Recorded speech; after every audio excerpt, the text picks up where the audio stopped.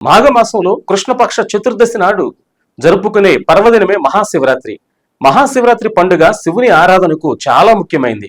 ఈ సంవత్సరం మహాశివరాత్రి 2025 ఫిబ్రవరి 26న జరుపుకుంటున్నారు. మహాశివరాత్రి పవిత్ర పండుగ నాడు శివునికి ప్రత్యేక పూజలు చేస్తారు. భక్తులు ఉపవాసం ఉంటారు. ఈ రోజు శివుడిని పూజించడానికి శుభప్రదమైన రోజుగా భావిస్తారు. అందుకే మహాశివరాత్రి నాడు ఉదయం నుండే శివాలయాల్లో భక్తులు పోటెత్తుతారు.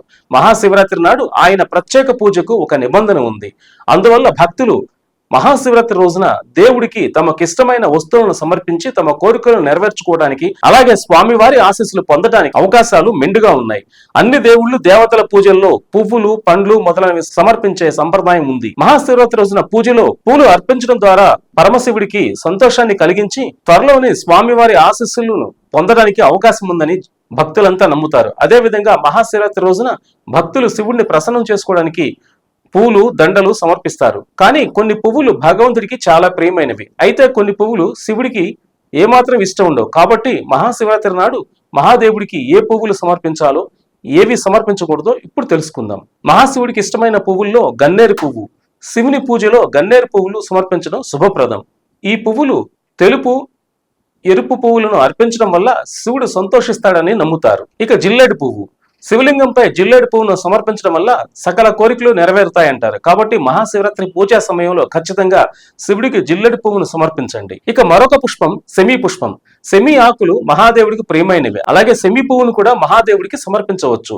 సెమీ పుష్పాన్ని సమర్పించడం ద్వారా కోరికలు నెరవేరుతాయి. ఇక మరొక పుష్పం ఉమ్మెత్త పువ్వు. ఉమ్మెత్త పువ్వు కూడా శివుడికి ఇష్టమైన వాటిలో ఒకటి. ఉమ్మెత్త పువ్వును శివలింగంపై భక్తితో సమర్పించడం ద్వారా ఒక వ్యక్తి మహాపుణ్యం పొందుతాడని, అతని పాపాలని నశించిపోతాయని భక్తులు నమ్ముతారు. ఇక మరొక పుష్పం మందార పువ్వు.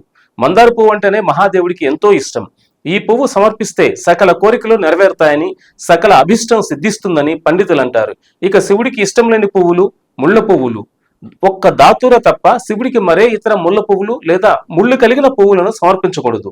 ఇలా చేయటం వల్ల ఆ ఇంట్లో లేదా ఆ కుటుంబంలో ఎప్పుడూ గొడవలు తలెత్తుతాయి. అలాగే తామర పువ్వును కూడా మహాశివుడికి సమర్పించకూడదు.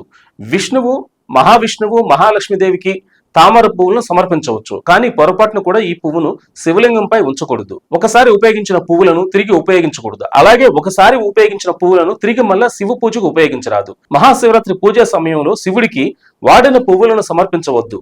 అలాగే పొద్దుతిరుగుడు పువ్వులను కూడా శివలింగంపై ఉంచవద్దు. ఇలా పొద్దుతిరుగుడు పువ్వులను సమర్పించడం కూడా ఖచ్చితంగా నిషేధించబడింది. ఎందుకంటే దీనిని రాజపుష్పంగా పరిగణిస్తారు. రాజరూపానికి సంబంధించినవన్నీ శివారాధనలో ఉపయోగించబడవు. శివుని పూజలో సరళమైన వస్తువులను మాత్రమే ఉపయోగిస్తారు.